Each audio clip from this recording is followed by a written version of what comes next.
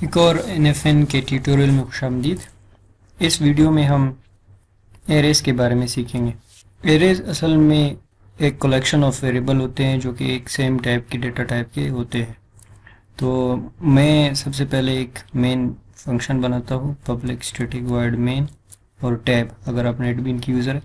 उसके बाद मैं क्या करता हूँ, अगर मैं एक प्रोग्राम लिखना चाह रहा हूँ जिसमें मैं 10 वेरिएबल इस्तेमाल कर रहा हूँ, A1 int A2 int A3, तो ये एक सही अप्रोच नहीं है। इससे एक अच्छी अप्रोच वो मैं इस्तेमाल करूँगा इस प्रोग्राम में, और वो क्या अप्रोच है? वो अप्रोच है एरेज की। तो सबसे पहले मैं अपने एरे को डिफाइन करूँगा।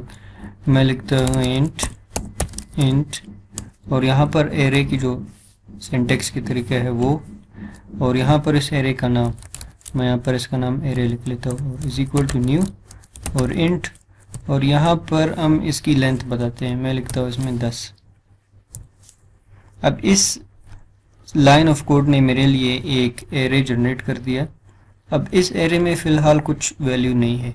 अब मैं इसमें वैल्यूज़ इंटर करना चाहूँ तो सबसे पहले अगर मैं इस एरे के पहले वेरिएबल में कोई वैल्यू इंटर करना चाहूँ तो मैं क्या लिखूँगा? मैं लिखूँगा array of 0 is equal to 0। Array of 0 में 0 रखो, ये इसका तरीका है। और इसी तरह 0 से 9 तक 10 वेरिएबल हमारे साथ बनते हैं इंटीजर डेटा टाइप के। तो इस के लास्ट वेरिएबल में मैं अगर कुछ सेव करना चाहूँ, मैं लिखूँगा array of 9 is equal to 9।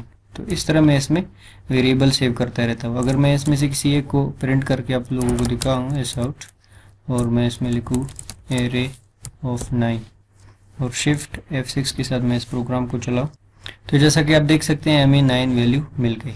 अब मैं एक फॉर लूप के ज़रिए इसके सारे एलिमेंट्स में वैल्यू देना चाहता हूँ। मैं लिखता हूँ, इसको भी डिलीट कर देते हैं और यहाँ से हम इसको शुरू करते हैं। For a equals 0, a is less than 10, ये 10 से छोटा, एंड a प्लस प्लस। अब a हमें एक एरर दे रहा है कि a वेरिएबल नहीं है, तो हम यहाँ पर लिख लेते हैं इंट a।